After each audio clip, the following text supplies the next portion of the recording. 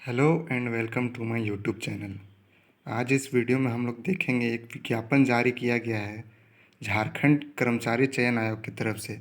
आइए देखते हैं इस विज्ञापन में क्या है। नीचे देखते हैं विज्ञापन संख्या 10/2023 झारखंड सामान्य स्नातक योग्यताधारी संयुक्त प्रतियोगिता परीक्षा 2023। मतलब ये है JSSC-CGL।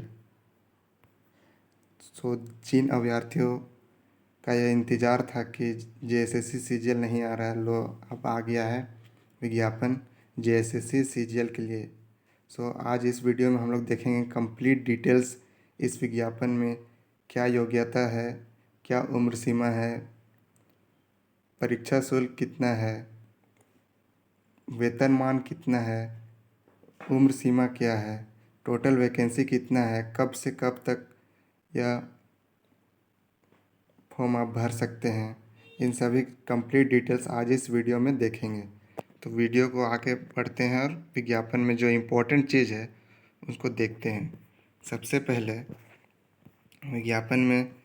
विज्ञापन जो कि JSSC-CGL है, जो कि एक ग्रेजुएट लेवल वाला एग्ज़ाम है। मतलब जिन अभ्यर्थियों ने स्नातक पास किया है उन्हीं लोग ही यह फॉर्म को भर सकते हैं। तो सबसे पहले यहाँ पर दिया हुआ है इस फॉर्म को भरने के लिए परीक्षा शुल्क 100 रुपये रखा गया है। परीक्षा शुल्क में छूट भी रखा गया है किनके लिए, झारखंड राज्य के अनुसूचित जनजाति और अनुसूचित जाति के अभ्यर्थियों के लिए परीक्षा शुल्क 50 रुपया है। जो नॉर्मल कैटेगरी है, जनरल कैटेगरी, उनके लिए 100 रुपया है। और झारखंड के अनुसूचित जनजाति और अनुसूचित जाति के लिए परीक्षा शुल्क 50 रुपया रखा गया है। आगे बढ़ते हैं, रिक्तियों का विवरण करते हैं। कौन कौन से रिक्त पद हैं, कितने हैं। सबसे पहले हम लोग देखेंगे सहायक प्रशाखा पदाधिकारी। जनरल के लिए 347 सीट है। अनुसूचित जनजाति के लिए 237 सीट है। अनुसूचित जाति के लिए 80 है।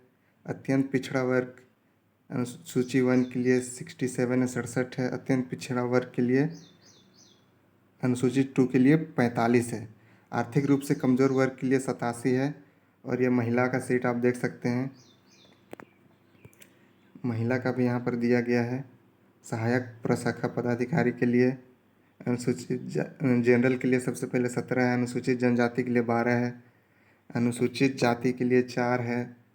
अत्यंत पिछड़ा वर्ग अनुसूची 1 के लिए 3 है। अत्यंत पिछड़ा वर्ग अनुसूची के लिए 2 है। और आर्थिक रूप से कमज़ोर वर्ग के लिए 2 है। मतलब टोटल जो पुरुष लोग का है, सहायक प्रशाखा पदाधिकारी का जो टोटल वैकेंसी है वो 863 है।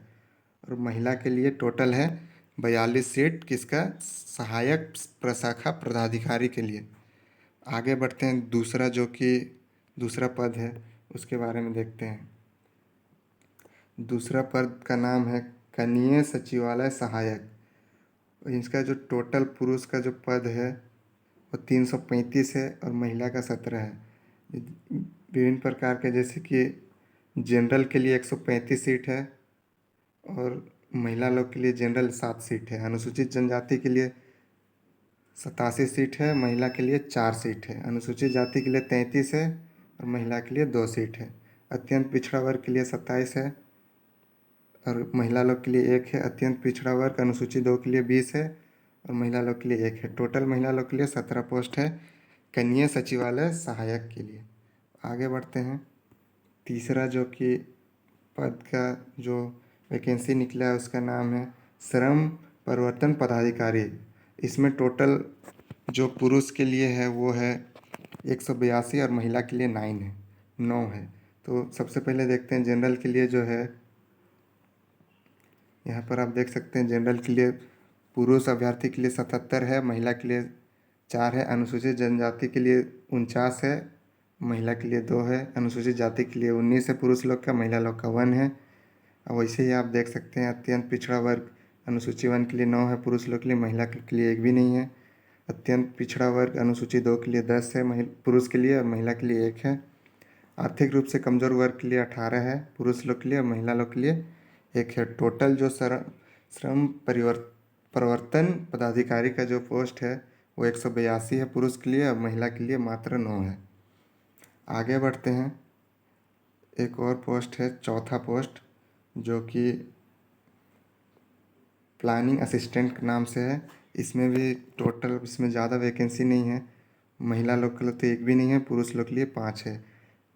जनरल के लिए 3 है, अनुसूचित जनजाति के लिए 1 है और अत्यंत पिछड़ा वर्ग के लिए 1 है। आगे देखते हैं, जो 5वां पोस्ट है जो कि प्रखंड कल्याण पदाधिकारी। इसमें अनारक्षित के लिए जनरल के लिए 79 है पुरुष अभ्यर्थी के लिए, और अनुसूचित जनजाति के लिए 51 है पुरुष के लिए, महिला के लिए 3 है, अनुसूचित जाति के लिए 19 है और महिला लोग के लिए 1 है। अत्यंत पिछड़ा वर्ग अनुसूची 1 के लिए पुरुष के लिए 15 है, महिला के लिए 1 है। वही अत्यंत पिछड़ा वर्ग के लिए 12 है पुरुष लोग के लिए, महिला लोग के लिए 1 भी नहीं है। आर्थिक रूप से कमजोर EWS के लिए 19 है और महिला लोग के लिए 1 है। सो टोटल पोस्ट प्रखंड कल्याण पदाधिकारी का 195 है पुरुष लोग के लिए और महिला लोग के लिए 10 है। आगे देखते हैं, छठा जो पद का जो वैकेंसी निकाला हुआ है उसको देखते हैं। प्रखंड आपूर्ति पदाधिकारी, जनरल लोग के लिए 102 सीट है पुरुष के लिए और महिला के लिए 5 है। अनुसूचित जनजाति के लिए 67 है, महिला लोग के लिए 3 है। अनुसूचित जाति के लिए 24 है, महिला लोग के लिए 1 है। अत्यंत पिछड़ा वर्ग अनुसूची 1 के लिए 20 है पुरुष लोग के लिए, महिला लोग के लिए 1 है।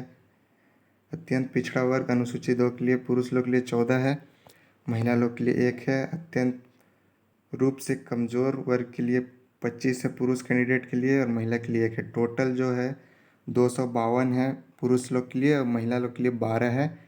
किस पद के लिए? प्रखंड आपूर्ति पदाधिकारी पद के लिए। आगे जो लास्ट पद जो है 7वां है उसको देखते हैं, अंचल निरीक्षक सह कानूनगो। इसमें जो जनरल के लिए सीट है पुरुष के लिए 75 है, महिला के लिए 4 है। अनुसूचित जनजाति में 48 है पुरुष के लिए, महिला के लिए 2 है। अनुसूचित जाति के लिए 19 है पुरुष के लिए, महिला के लिए 1 है।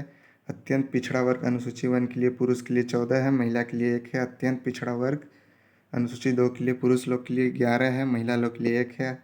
EWS मतलब आर्थिक रूप से कमजोर वर्ग के लिए पुरुष कैंडिडेट के लिए 18 है, महिला के लिए 0 है। तो आप यहाँ पर देख सकते हैं, अंचल निरीक्षक सह कानूनगो के लिए 185 पद है पुरुष लोग के लिए, महिला लोग के लिए 9 है। सो इतना टोटल पोस्ट है, आप देख सकते हैं लगभग 2000 पोस्ट है। अब आगे देखते हैं, जो इम्पोर्टेंट चीज़ है यहाँ पर आपका वेतनमान दिया हुआ है कि कौन से पद के लिए कितना वेतनमान मिलेगा। सबसे पहले सहायक प्रशाखा पदाधिकारी पे मैट्रिक्स लेवल 7 मिलेगा, मतलब 44,900 से 1,42,400। बहुत अच्छा खासा वेतनमान है सहायक प्रशाखा पदाधिकारी के लिए। दूसरा देखते हैं, कानीय सचिवालय सहायक पे मैट्रिक लेवल 2 19,900 से 63,200। ये भी अच्छा खासा पे लेवल है। तीसरा देखते हैं, श्रम प्रवर्तन पदाधिकारी पे मैट्रिक लेवल 6 है, 35,400 से 1,12,400। ये भी अच्छा खासा है। चौथा नंबर में देखते हैं, प्लानिंग असिस्टेंट, इसका है पे मैट्रिक्स लेवल 5 है, 29,200 से 92,300। आगे बढ़ते हैं, 5वां नंबर में जो है प्रखंड कल्याण पदाधिकारी पे मैट्रिक्स लेवल 6 है, 35,400 से 1,12,400 तक। प्रखंड आपूर्ति पदाधिकारी मैट्रिक्स लेवल 6 से 35,400 से 1,12,400 तक के वेतनमान मिलेगा। अंचल निरीक्षक सह कानूनगो पे मैट्रिक्स लेवल 6 है, इसमें 35,400 से 1,12,400 तक वेतनमान मिलेगा। और एक चीज़ यहाँ दिया हुआ है, न्यूनतम शैक्षणिक योग्यता।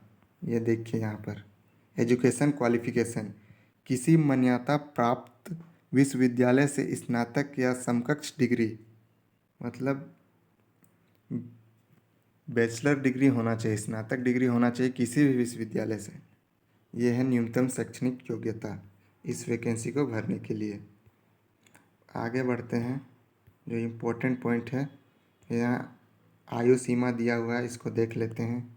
आयु सीमा, न्यूनतम उम्र सीमा की गणना हेतु संदर्भ 1/8/2023, मतलब 1 अगस्त 2023 तक आपका न्यूनतम सीमा की गणना होगी और अधिकतम उम्र सीमा की गणना संवत तिथि 1/8/2019 से होगी। आप नीचे देखते हैं कुछ और दिया हुआ है। आप यहाँ पर देख सकते हैं सहायक प्रशाखा पदाधिकारी का जो अधिकतम उम्र सीमा की गणना 1 अगस्त 2015 से होगी। वैसे यहाँ सब कुछ का दिया हुआ आप यहाँ पर देख सकते हैं। वीडियो को पॉज करके आप देख लीजिएगा। न्यूनतम उम्र सीमा 21 वर्ष रखा गया है।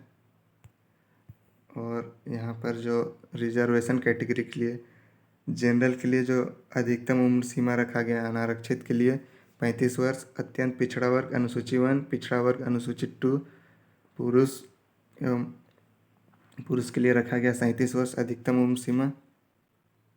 महिला कैटेगरी के लिए, सभी महिला कैटेगरी 38 वर्ष रखा गया अधिकतम उम्र सीमा। और अनुसूचित जनजाति और अनुसूचित जाति के लिए 40 वर्ष रखा गया है अधिकतम उम्र सीमा। आप इन सभी एज कैटेगरी में आते हो, उम्र सीमा में आते हो, तो आप इस विज्ञापन को भर सकते हो। आगे देखते हैं। इसमें जो इम्पोर्टेंट चीज़ है उसको आप सभी को बता रहे हैं। आगे देखिए,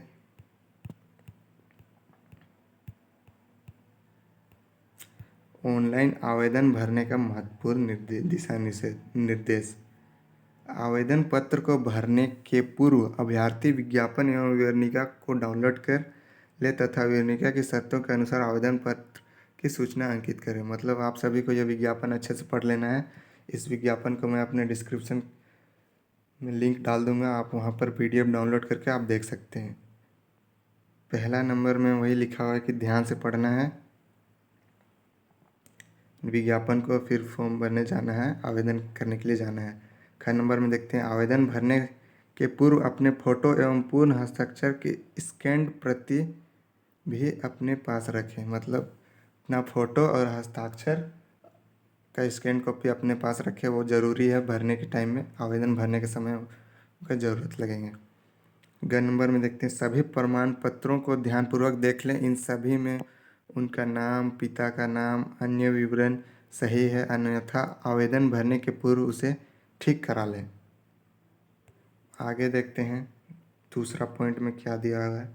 आवेदक अपने नाम की वर्तनी स्पेलिंग वही लिखेंगे जो मैट्रिक 10वीं सर्टिफिकेट अंक में अंकित है। मैट्रिक 10वीं की सर्टिफिकेट अंक में अंकित नाम और आवेदन पत्र में भरे गए नाम की वर्तनी स्पेलिंग में अंतर नहीं होना चाहिए। मतलब जो 10th का मार्कशीट है, अंक पत्र है, उसमें जो नाम है उसका जो स्पेलिंग है, नाम का वर्तनी है, वो अलग अलग नहीं होना चाहिए, दोनों में सेम होना चाहिए। मतलब आवेदन पत्र में जो नाम भर रहे हो उसका स्पेलिंग और मैट्रिक का जो सर्टिफिकेट है, अंक पत्र, मार्कशीट, उसका नाम सेम होना चाहिए, सेम स्पेलिंग होना चाहिए।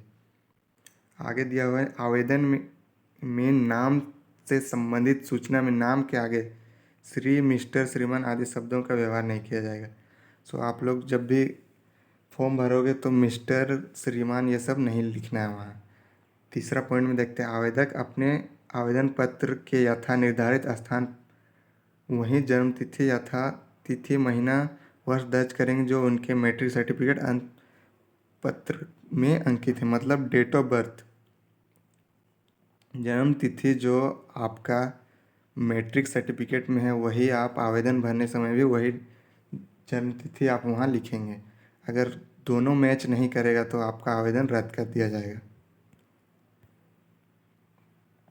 आगे देखते हैं,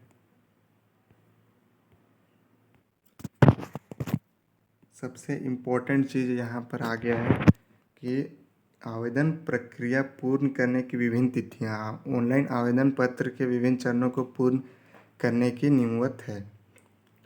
पूर्ण करने की तिथियाँ निम्नवत है। पहला नंबर में, रजिस्ट्रेशन करने तथा सूचना दर्ज करने हेतु 20/6 20 जून 2023 से 19 जुलाई 2023 की मध्य रात्रि तक करें।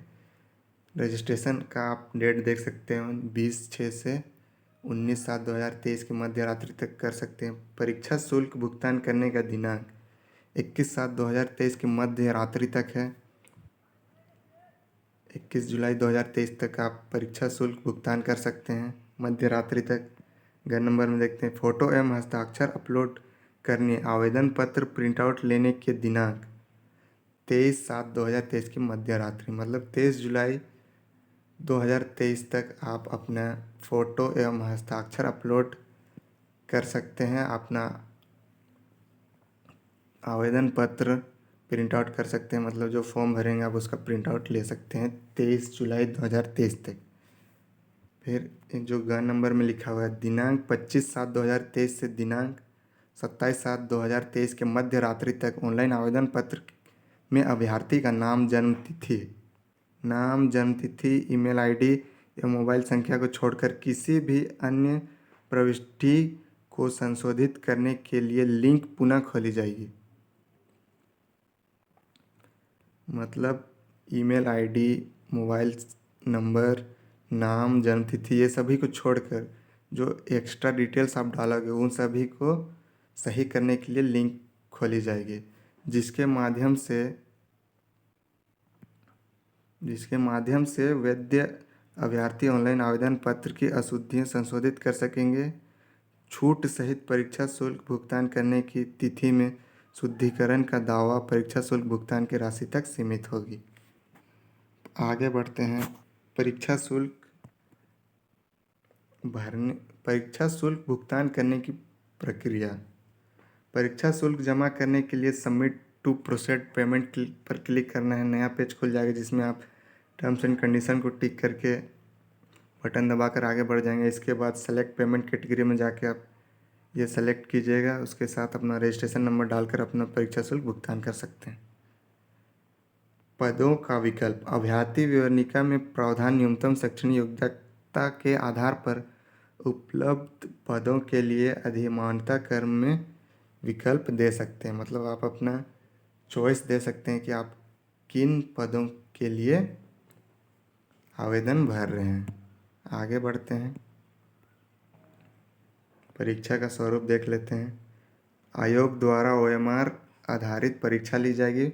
परीक्षा यदि विभिन्न समूहों में लिया जाता है तो अभ्यर्थियों के प्राप्तांक को नॉर्मलाइजेशन भी किया जाएगा। अभ्यर्थी की मेगा सूची उनके प्राप्त के नॉर्मलाइज्ड अंक के आधार पर तैयार किए जाएंगे। परीक्षा फल प्रकाशन के पश्चात उन्हें नॉर्मलाइज्ड अंक भी दिया जाएगा। मतलब जो मेगा सूची बनेगी उसमें नॉर्मलाइज्ड अंक को ही जोड़ा जाएगा। नॉर्मलाइजेशन जो अंक मिलेंगे उन्हीं से मेगा सूची तैयार किया जाएगा। नॉर्मलाइज अंक भी उसमें जुड़ा हुआ रहेगा। आगे देखते हैं, परीक्षा फल स्वरूप एवं पाठ्यक्रम। परीक्षा एक चरण में ली जाएगी। पॉइंट में लिया, परीक्षा में सभी प्रश्न वस्तुनिष्ठ एवं बहुविकल्पीय उत्तर युक्त होंगे। ऑब्जेक्टिव टाइप क्वेश्चन होंगे।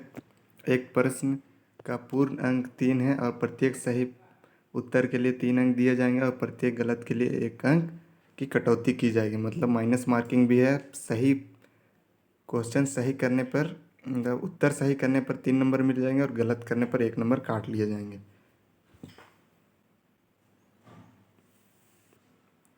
भाषा विषयों को छोड़कर अन्य विषयों के प्रश्न हिंदी एवं अंग्रेजी में होंगे। आगे देखते हैं अगला पॉइंट।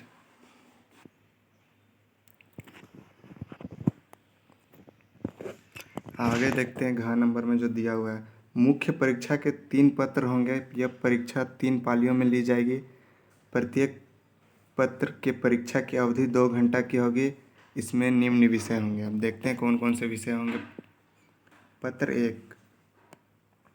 एक भाषा ज्ञान होगा। कुल प्रश्न 120, परीक्षा की अवधि 2 घंटा। हिंदी भाषा ज्ञान से 60 प्रश्न होंगे। अंग्रेजी भाषा ज्ञान से 60 प्रश्न होंगे। कुल प्रश्न 120 होंगे और समय मिलेगा 2 घंटा।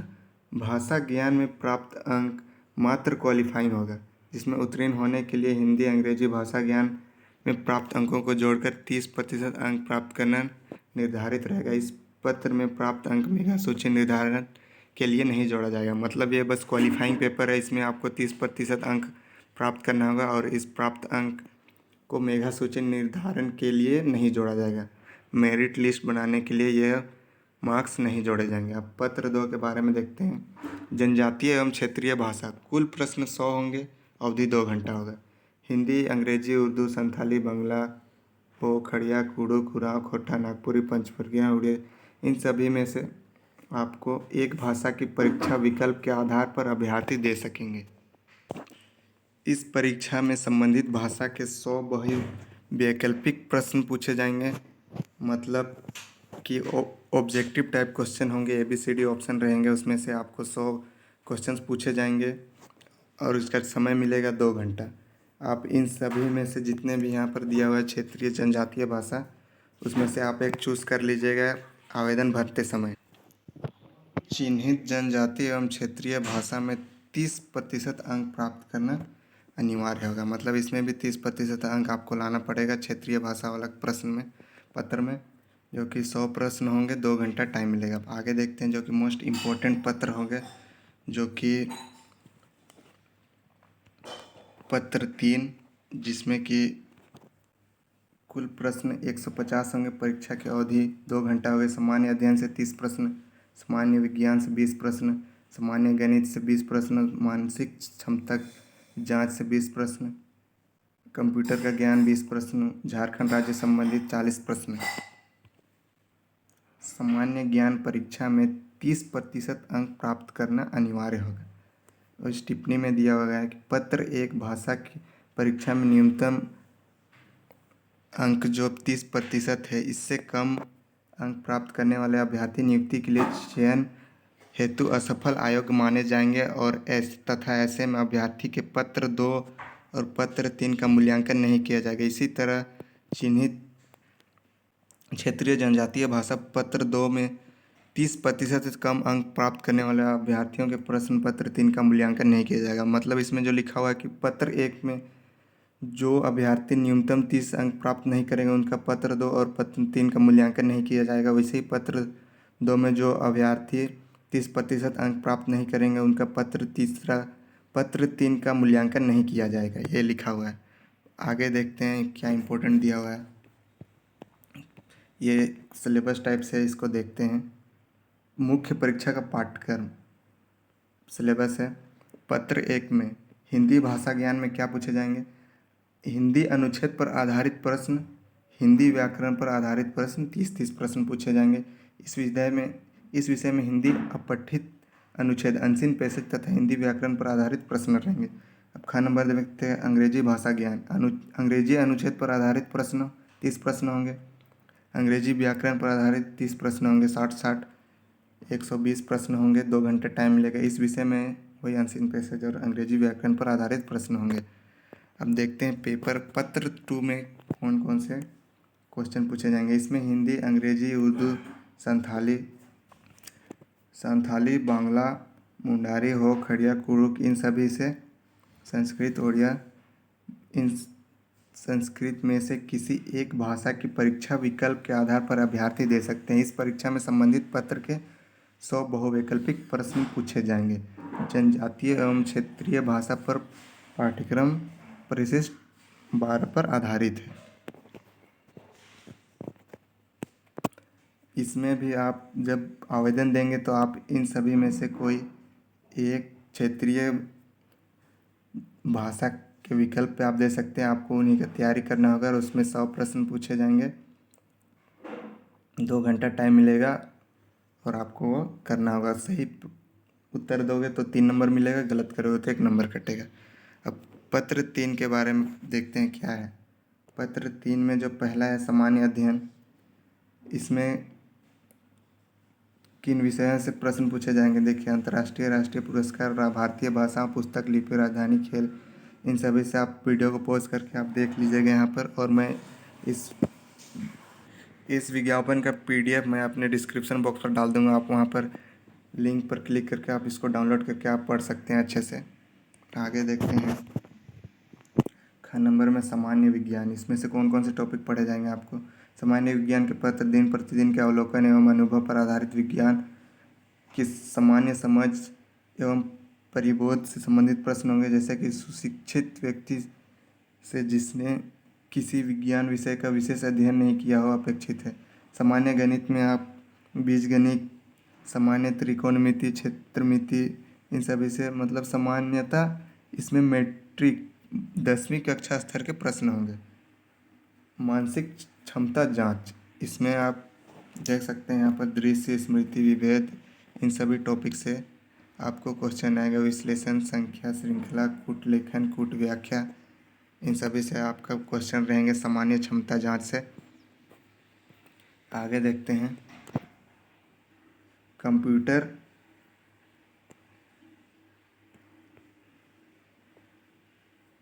का मूलभूत ज्ञान। Computer, MS window operating system, MS office, इन सभी का ज्ञान होना चाहिए। इनसे क्वेश्चन बनेंगे और ये 40 प्रश्न जिससे होंगे वो है झारखंड राज्य से संबंधित ज्ञान। झारखंड राज्य के भूगोल, इतिहास, सभ्यता, संस्कृति, भाषा, साहित्य, स्थान, खान खनिज, उद्योग, राष्ट्रीय आंदोलन में झारखंड के योगदान, विकास योजनाएं, खेल खिलाड़ी, व्यक्तित्व, नागरिक उपलब्धियां, राष्ट्रीय एवं अंतर्राष्ट्रीय महत्व के विशेष इत्यादि, इन सभी टॉपिक से आप अपना तैयारी कीजिएगा JSSC CGL का। अब नेक्स्ट टॉपिक जो मेन टॉपिक है वो देख लेते हैं। मुख्य परीक्षा के आधार पर मेधा सूची का निर्माण होगा। आयोग द्वारा आयोजित मुख्य परीक्षा के उपरांत विवरणिका में खंडिका 17 की टिप्पणी के अधीन पत्र 3 और पत्र 2 और पत्र 3, यहाँ पर आप देख सकते हैं पत्र 2 और पत्र 3 के विषयों के प्रत्यांक के योगफल के आधार पर सामान्य मेधा सूची तैयार की जाएगी। मतलब पत्र 1 तो क्वालिफाइंग था और पत्र 2 और 3 में जितने भी आप अंक प्राप्त करोगे उन्हीं से आपका मेरिट लिस्ट तैयार किया जाएगा, उन्हीं से आपका सिलेक्शन होगा वही। सो आप लोग प्रश्न 2 और प्रश्न 3 का अच्छा से कीजिएगा। नेगेटिव मार्किंग भी है, सो उन सभी का आप लोग ख्याल रखिएगा। अब आगे देखते हैं यहाँ पर कितने न्यूनतम अंक प्राप्त करना अनिवार्य है। देखिए, परीक्षा में न्यूनतम अंक कम पाने वाले अभ्यर्थियों की मेगा सूची में शामिल नहीं किया जाएगा। 40% अंक आप लाओगे, जनरल कैटेगरी से हो, तो आपको उसमें मेगा सूची में आपको शामिल नहीं किया जाएगा जनरल कैटेगरी वालों को। अनुसूचित जनजाति और जाति के लिए 32% से आपको ज़्यादा लाना पड़ेगा, तभी आप मेगा सूची में शामिल होंगे। अत्यंत पिछड़ा वर्ग अनुसूची 1 के लिए 34 से ज़्यादा लाना पड़ेगा, 34% से ज़्यादा लाना होगा। अत्यंत पिछड़ा वर्ग अनुसूची 2 में 36.5% से ज़्यादा लाना होगा। आदिम जनजाति को 30% से ज़्यादा लाना पड़ेगा। EWS आर्थिक रूप से कमज़ोर, इनको 40% से ज़्यादा अंक लाने होंगे पत्र 2 और पत्र 3 में, तभी आपका मेगा सूची में शामिल किया जाएगा आपको। आगे देखते हैं, कुछ इम्पोर्टेंट दिया हुआ होगा तो इस विज्ञापन में इतने ही जो महत्वपूर्ण चीज़ें थे वो आप सभी को मैंने बता चुका हूँ। सो आप देख सकते हैं 2000 से ज़्यादा पद यहाँ पर विज्ञापन में जारी किए गए हैं। इन सभी के लिए आप आवेदन कर सकते हैं और अच्छे से आप अपना तैयारी कीजिए। बहुत ही जल्द इन सभी का भर्ती की जाएगी, इन सभी का एग्ज़ाम लिया जाएगा। सो जितने भी झारखंड के स्नातकधारी अभ्यर्थी हैं वो सभी आप इसमें आवेदन दे सकते हैं और अपना तैयारी अच्छा से कीजिए और अपना सिलेक्शन लीजिए। सो ऑल द बेस्ट आप सभी को। Thanks for watching. वीडियो अच्छा लगा होगा तो शेयर कर दीजिएगा। Thank you.